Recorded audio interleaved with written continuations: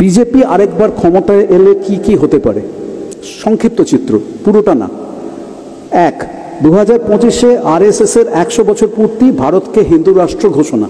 আমি তো আরএসএসে ছিলাম, তো তাদের থেকে বেরিয়ে চলে আসার পরে গত 40 বছর ধরে আরএসএসের বিরুদ্ধে কাজ করে যাচ্ছি। RSS is a fascist organisation. They were founded in 1925, 1925 সাল থেকে আজকে 2024 সাল পর্যন্ত তারা আস্তে আস্তে ভারতবর্ষে জাল বিছিয়েছে এবং তাদের লক্ষ্য হচ্ছে ঠিক হিটলার যেমন 1930-এর দশকে জার্মানিতে ভায়োলেন্সের সাহায্যে এবং ইহুদিদেরকে এনিমি, শত্রু চিহ্নিত করার মাধ্যমে এবং গণতন্ত্রকে কাজে লাগিয়ে যেমন তারা ক্ষমতায় এসে গণতন্ত্র চিরকালের মতন ধ্বংস করে দিয়েছিল, RSS has this purpose, this sole purpose, to take advantage of democracy in India and create a perceived enemy, that is the Muslims, and then they will destroy democracy once and for all if they come back to power. এই ব্যাপারটা আপনাদেরকে বুঝতে হবে। BJP খালি আরেকটা রাজনৈতিক দল নয়, বিজেপি হচ্ছে একটা আরএসএস পরিচালিত রাজনৈতিক ফ্রন্ট এবং they are fascists. They do not believe in democracy, they do not believe in secularism, they do not believe in right for the women and other oppressed and underprivileged classes. এই কথাটা পরিষ্কার করে বুঝতে হবে। আমি আমার একটা ছোট্ট বই সম্প্রতি বেরিয়েছে, এই ভারত শেষ ধ্বংসের সন্ধিক্ষণে অভিযান বার করেছে। বিজেপি আরেকবার ক্ষমতায় এলে কি কি হতে পারে? সংক্ষিপ্ত চিত্র, পুরোটা না।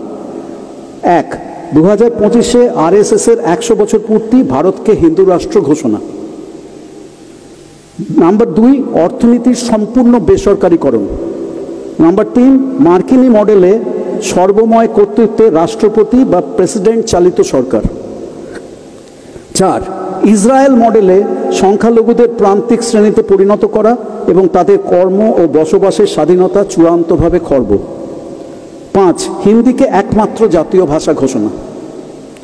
6, শিক্ষা ব্যবস্থার সম্পূর্ণ হিন্দুকরণ এবং বিজ্ঞান বিরোধী কুসংস্কার এবং অপরীক্ষিত তন্ত্রমন্ত্রকে শিক্ষার পাঠ্যক্রমে বাধ্যতামূলক অন্তর্ভুক্তি। 7, নতুন আইনে রাজনৈতিক বিরোধিতা, শ্রমিক ইউনিয়ন করার অধিকার, কৃষকদের অধিকার, বাক স্বাধীনতা এবং মিডিয়ার স্বাধীনতা সম্পূর্ণ লোপ।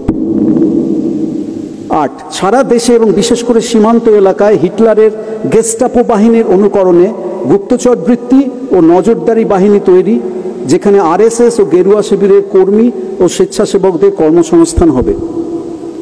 কেন্দ্রীয় সরকারের অগ্নিপথ প্রকল্প তারই জ্বলন্ত উদাহরণ। 9, বিচার বহির্ভূত হত্যা, গুপ্ত হত্যা এবং ড্রোন ও রোবট জাতীয় কৃত্রিম বুদ্ধিমত্তার সাহায্য নিয়ে বিরোধিতা, নিরঙ্কুশ কণ্ঠরোধ।